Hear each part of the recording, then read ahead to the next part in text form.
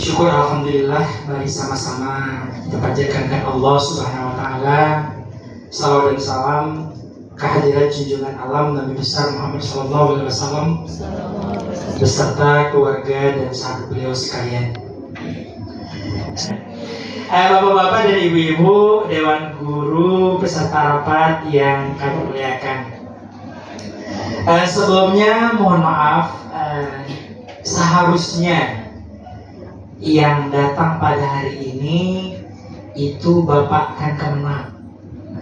Namun Pak Kan Kemenaknya kebetulan hari ini masih berada di Kota Langsa dalam acara rapat juga, rapat kerja anggaran satuan kerja tingkat provinsi. Jadi seluruh kepala Kan Kemenak dan personelnya itu diboyong ke Langsa semua oleh Bapak Kadil untuk menyusun program kerja dan anggaran tahun 2025 ke depan.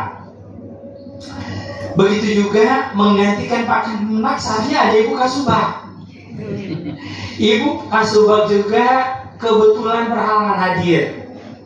Beliau sedang berada di Kota Batam dalam rangka rapat kerja juga. PLH Kan Kemenak ada, cuma kebetulan beradu pada hari ini. Ada acara rapat juga, yaitu Pak Jul berada di Momo. Jadi ada dua pilihan dalam jam yang sama. Jadi mau tidak mau, istilahnya kalau ada dalam mobil itu ada ban serap. Nah jadi kami datang ke MUK untuk mewakili Bapak Kan Kemenak sekaligus mewakili Bapak PLH Kan Kemenak. Jadi dua wakil yang datang pada hari ini.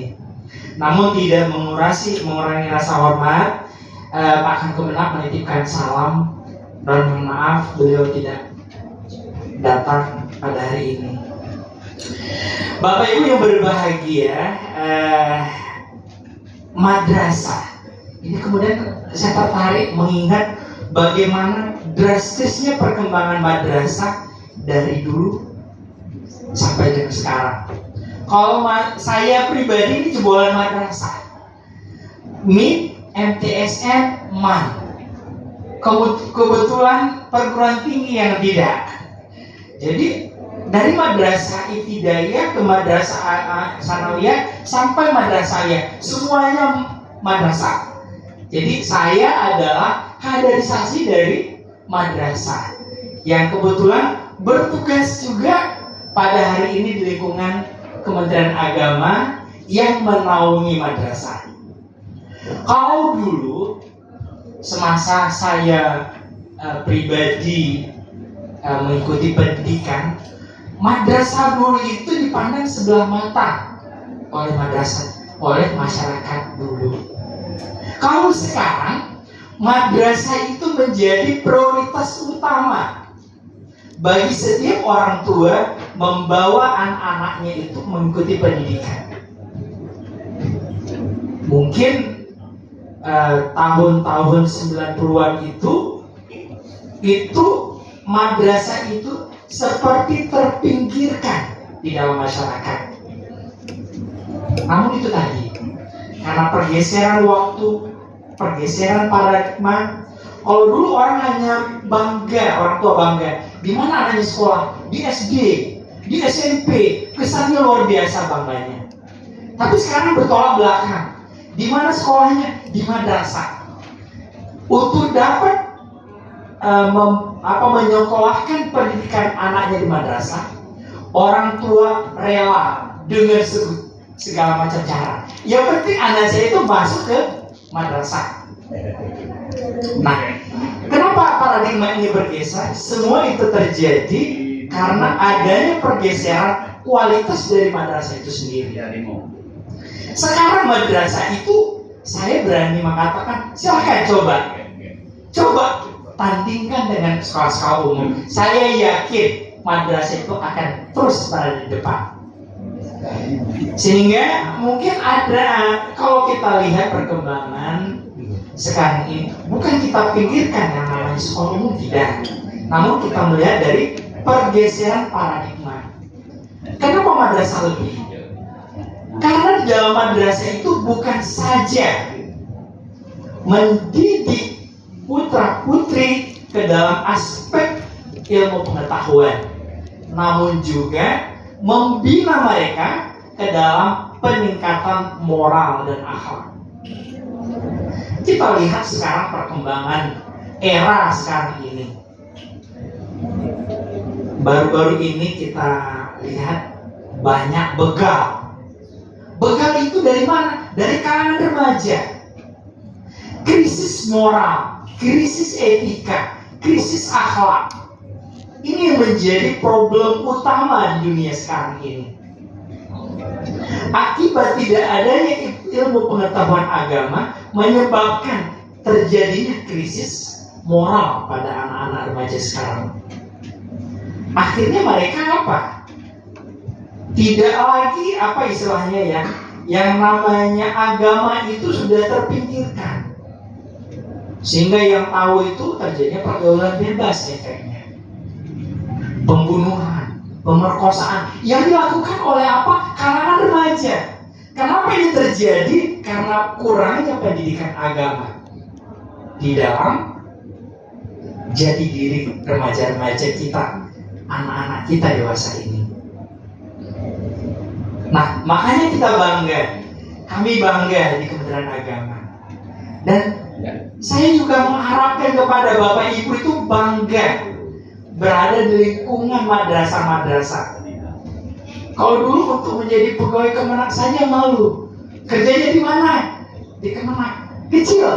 Ada simbol Kemenak. Kalau bisa nggak usah pakai simbol. Tapi sekarang dengan bangga kita memakai simbol atribut Kementerian Agama.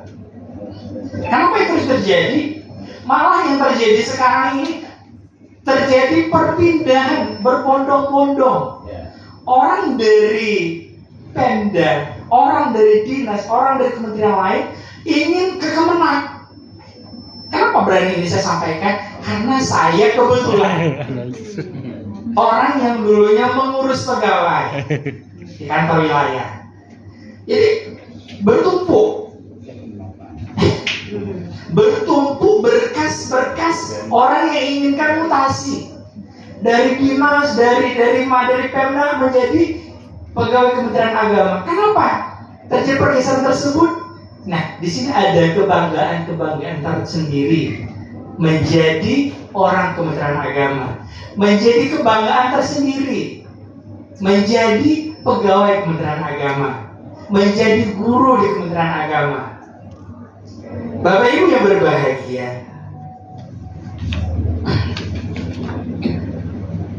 tadi kita mendengarkan dari bapak-bapak orang-orang tua kita menyampaikan mutu pendidikan kita ini. Alhamdulillah seperti Bapak Rais sampaikan, Madrasah Ulumul Quran itu telah menciptakan kader-kader yang sekarang bukan hanya berada di dalam, tapi sudah menjadi orang-orang besar di luar, menjadi jebolan-jebolan di luar negeri. Ini suatu prestasi yang luar biasa. 20 tahun masa berdirinya telah menciptakan mungkin puluhan kader yang menjadi orang-orang besar, orang-orang berkualitas di berbagai aspek lainnya. Kenapa? Karena saya yakin pendidikan ulumul Quran ini memiliki perbedaan, punya ciri khas tersendiri yang orang-orang masyarakat itu tertarik untuk menyekolahkan anaknya. Jadi dari namanya Madrasah Ulumul Quran, berarti ada tahfidz Pak ya di sini ya? Ada tahfidz ya? Ya ini mungkin sebuah keunggulan ya, keunggulan Madrasah Ulumul Quran dibandingkan dengan pendidikan-pendidikan yang lain. Ingat, orang yang belajar Al-Quran itu akan diberikan lebih. Orang yang mengabdikan diri dengan Al-Quran itu akan memperoleh sesuatu yang luar biasa nantinya. Kita tidak pernah mendengarkan ahli pembaca Quran, penghafal Quran itu lapar? Tidak pernah. Ada saja rezeki yang diberikan Allah kepada mereka. Nah, ini merupakan sebuah model dasar dan menjadi ciri khas tersendiri dibandingkan dengan pendidikan-pendidikan lain. Bapak Ibu yang kami hormati, dewasa ini kita berada di zaman digital. Semuanya serba digital. Kita lihat reformasi birokrasi secara digital. Reformasi pendidikan juga menjadi transformasi ke arah digital. Nah, ini Bapak Ibu yang berbahagia, perlu kita cermati. Kita jangan terpengaruh, terlena dengan slogan-slogan digital yang hanya casingnya saja. Nah, kalau emang kita ingin melakukan transformasi dari manual ke sistem digital, itu betul-betul kita harus rancang sebuah program kerja yang betul-betul dapat meningkatkan peningkatan mutu kualitas pendidikan dari yang sebelumnya menjadi ke depan nanti itu jadi lebih baik. Jangan hanya namanya digital, tapi isinya kosong. Ini contoh, kalau kita berbicara digital kan terawang-awang dalam benak kita itu semua serba teknologi. Kertas di foto, ini kan kertas manual, di foto jadi bisa menjadi sebuah dokumen digital. Apakah itu yang kita inginkan?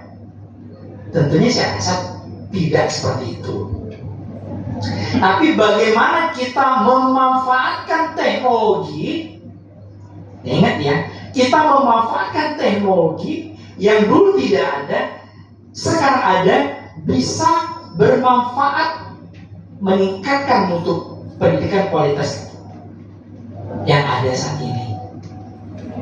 Mungkin kalau dulu Al-Quran, kita belajar Al-Quran secara manual. Nah, siapa tahu dengan Bapak Ibu yang hadir di sini nanti, itu bisa menciptakan sebuah perubahan tersendiri. Kalau dulu orang menghafal Quran butuh waktu sedemikian lama, dengan adanya memanfaatkan teknologi digital, itu waktu itu bisa dipangkas dari 1 tahun menjadi 1 bulan. Ini baru memanfaatkan teknologi digital itu lebih baik.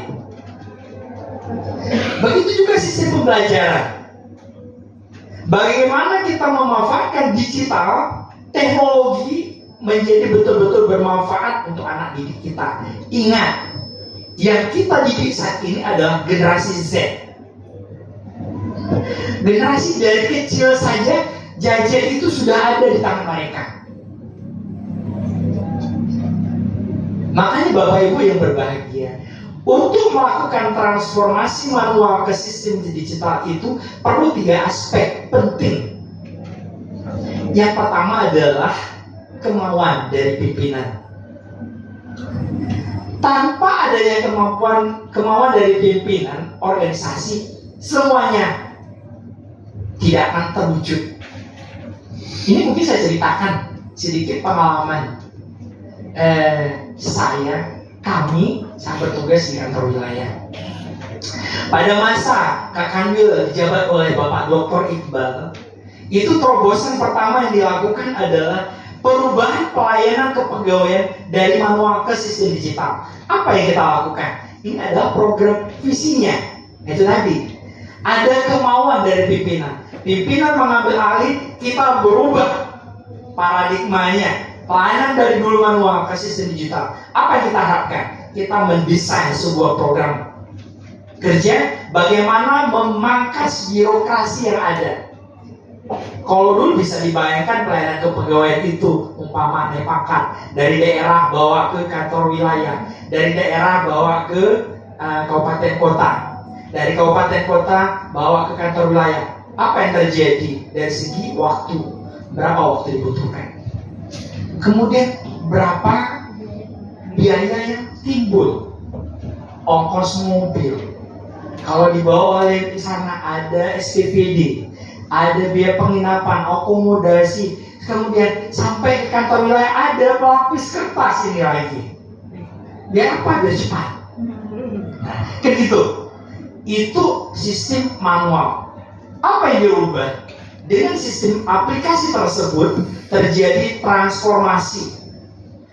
Saat ini dimasukkan ke dalam sistem, saat ini juga sudah diterima di kantor wilayah. Memangkas birokrasi, memangkas waktu. Dengan apa? Dengan sistem digital. Kemudian apa? Ada notifikasinya. Saat diterima oleh pegawai di kantor itu disampaikan pemberitahu by sistem. Dokumen Anda telah diterima oleh pada detik itu juga sudah diterima. Ini juga disampaikan karena kita semua saya rasa tidak ada WhatsApp di HP kita. Ini juga disampaikan ke pengelola kepegawaian. Ada surat masuk yang harus dikerjakan. Nah, di sini ada transparan, ada terjadi akuntabilitas, ada pertanggungjawaban. Jadi jelas, ada efektivitas di situ, ada akuntabilitas di situ. Di situ juga proses kerja juga. Kita melakukan seefisien mungkin. Pengusul bisa memantau sejauh mana, mandeknya di mana. Nah, ini yang kita harapkan. Begitu juga kalau sudah selesai, terkirimkan by system. Nah, ini salah satu contoh dari pengaplikasian transformasi manual menjadi digital. Ada keuntungannya sangat banyak. Pemangkasan birokrasi, menghindari tatap muka. Dengan nggak ada tatap muka berarti terjadinya pencegahan terhadap korupsi. Ada penilaian kinerja. Jadi mereka yang tidak bekerja itu akan terekam by system. Siapa yang lambat mengerjakan itu akan ada pemberitahuan kepada pimpinan. Si A malas bekerja. Di akhir tahun ada kakak belut. Kita mengumumkan siapa yang bermasalah, siapa yang berprestasi. Jadi terekam. Kita tidak perlu, pimpinan itu tidak perlu harus memarahin orang dalam memaksa dia bekerja, tidak. Semuanya diproses melalui sistem digital. Nah, ini adalah sebuah contoh aplikasi penerapan digital dari migrasi manual menjadi sistem digital. Nah, itu juga yang kita harapkan di bidang pendidikan. Murid kalau dulu baca buku, kita sekarang banyak sekali aplikasi-aplikasi pendidikan yang dapat dipergunakan oleh guru membantu proses pendidikan itu berjalan. Pengenalan umpamanya, pengenalan ilmu fisika, kita ada program-program 3 dimensi. Kalau dulu guru itu mengajak, siswa itu menghayal. Kalau sekarang dengan adanya program-program digital itu bisa dimanfaatkan oleh seorang pendidik itu memasukkan ilmu pengetahuan kepada peserta didik, dia itu lebih mampu menangkapnya. Jangan sampai kita kalah dengan peserta didik kita. Nah, itu tadi berarti kembali kepada yang tadi. Di dalam proses transformasi manual ke sistem digital itu, yang pertama adalah kemauan dari pimpinan. Terjadi perubahan lagi. Kalau namanya pimpinan tidak mau, umpamanya masa Pak Hakambil dulu ada terobosan, berubah lagi, hilang lagi, itu adalah efek dari kemauan pimpinan. Yang kedua, sumber daya manusia. Yang mana sumber daya manusia? Kita ini, momennya. Ada kelas digital. Tapi gurunya memegang komputer saja tidak bisa. Apakah bisa yang diterapkan? Jadi tadi kita dengar ada pengalaman, ada informasi yang kita dapatkan ini, saking bangganya. Ayo kita bangun kelas digital semuanya. Pada kenyataannya, guru di dalam kelas itu tidak bisa komputer. Contoh pengalaman lagi. Rekrutmen pegawai tahun 2021 itu dikhususkan untuk P3K. P3K itu siapa? Tenaga ex honorer. Apa yang terjadi? Sekarang semua serba digital. Untuk menjadi CPS juga digital. Apa yang terjadi?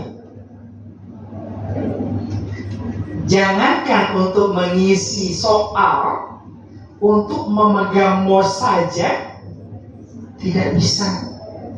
Ini kenyataan real yang kita alami. Sampai orang BKN itu punya tugas tambahan di dalam mengajari cara megang MOS.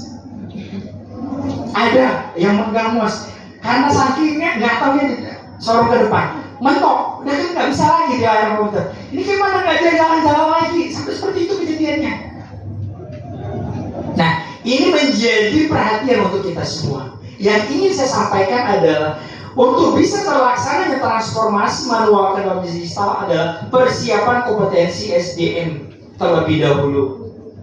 Bapak Ibu guru merupakan ujung tombak terselenggaranya pendidikan di madrasah-madrasah. Untuk itu, mari mulai dari sekarang manfaatkan waktu untuk meningkatkan kompetensi kita. Yang belum bisa komputer, belajar komputer. Yang sudah belajar komputer, ayo mari kita searching, kita browsing, kita uploading. Mari kita cari referensi pendidikan yang bermanfaat. Banyak aplikasi-aplikasi gratis sekarang beredar di dunia maya. Yang kita ambil pengenalan alam, pengenalan ilmu fisika, teknologi dan segala macam yang nanti bisa kita implementasikan kepada peserta-peserta didik kita. Itu yang kedua. Yang ketiga, untuk bisa terwujudnya transformasi manual ke sistem digital itu adanya sarana. Mungkin nggak bangun kelas digital? Di madrasah itu jaringan internet itu cuma aksesnya 5 Kbps. Mustahil itu terjadi. Mungkin nggak kita wujudkan kelas digital kalau PC-nya, komputernya, laptopnya itu hanya tersedia 2. Nah itu tadi sarana. Kalau berbicara, ini ada tadi Pak Kepala Madrasah itu menyampaikan ada akun apa namanya Pak? Akun pembelajaran. Pembelajaran ya, yang disponsori oleh Ansar. Nah, kita sebagai pendidik, kita sebagai yang memegang otoritas, pelajari lebih dahulu. Apakah aplikasi tersebut emang layak untuk kita ataupun tidak? Jangan sekedar adopsi. Ini udah terbayang, ini betul segala macam, ya tidak. Program aplikasi itu bisa dibuat oleh siapa saja programmer. Yang penting desainnya, strukturnya. Seperti saya sampaikan tadi, aplikasi kepegawaian ada di Kanwil Aceh pada masa Pak Dr. Iqbal Kanwil itu pertama ya, yang seperti itu banyak aplikasi. Namun yang seperti itu, yang ada notifikasi, report segala macam, kinerja itu pertama di Kementerian Agama bidang kepegawaian seluruh Indonesia. Alhamdulillah sekarang sudah ada di Biro Kepegawaian. Sudah lahir di Aceh dulu, baru lahir di sana. Siapa pembuatnya itu? Putra putri Aceh juga, pegawai kita juga. Tidak mesti kita itu membayangkan itu ini program orang luar itu sudah tidak. Ingat, itu karya manusia. Siapa yang menciptakan? Apakah mereka itu orang madrasah, orang yang punya pendidikan agama atau tidak? Jangan sampai aplikasi-aplikasi itu ada penyusupan. Makanya, tolong, bukan tidak bagus, tapi lihat dulu, masuk dulu, pelajari dulu, kemudian baru adopsi. Kalau emang itu tidak bisa, Apakah itu tidak membuat kita itu tidak bisa membuat program kita? Tidak. Banyak programmer Aceh saat ini berselemak sudah yang bisa mendesain aplikasi lebih baik dari mereka. Kalau hanya aplikasi itu kita lihat ada jawaban, ada soal segala macam, ngapain kita menghabiskan anggaran itu? Lebih baik kita ambilkan anggaran itu, kita mendesain dengan, saya yakin di Ulumul Quran ini saya lihat masih muda-muda, punya potensi-potensi dalam mendesain. Kita tidak bisa programmer, kita tidak bisa source code untuk membuat itu, tapi kita bisa kemampuan mendesain, kita bisa kemampuan merancang. Bagaimana yang keinginan kita? Dari keinginan kita itulah dalam sebuah blueprint itu kita serahkan kepada programmer untuk diciptakan aplikasi yang lebih sesuai dengan keinginan dan target kita. Jadi Bapak Ibu yang berbahagia, jangan panjang-panjang. Saya rasa ini saja yang dapat kami sampaikan. Semoga bermanfaat, adanya bisa menjadi sharing bagi kita semua pada hari ini, dan kami mengharapkan dengan rapat kerja ini nanti itu bisa menyusun terwujudnya program-program kerja pada Madrasah Ulumul Quran itu menjadi jelas. Ingat ya, sebuah output itu berasal dari perencanaan yang matang. Jadi dengan adanya sebuah perencanaan dari keluaran yang bagus adalah berasal dari hasil sebuah perencanaan yang bagus. Perencanaan itu berasal dari kita semua yang berada di sini. Jadi kita harapkan dengan adanya rapat kerja ini kita dapat menyusun program-program kerja pada Madrasah Ulumul Quran menjadi lebih baik, berbeda dengan yang lain, menjadi sorotan yang positif pada masyarakat, sehingga nanti akan berbondong-bondong orang tua itu menjadikan Ulumul Quran menjadi program prioritas bagi pendidikan anak-anak mereka.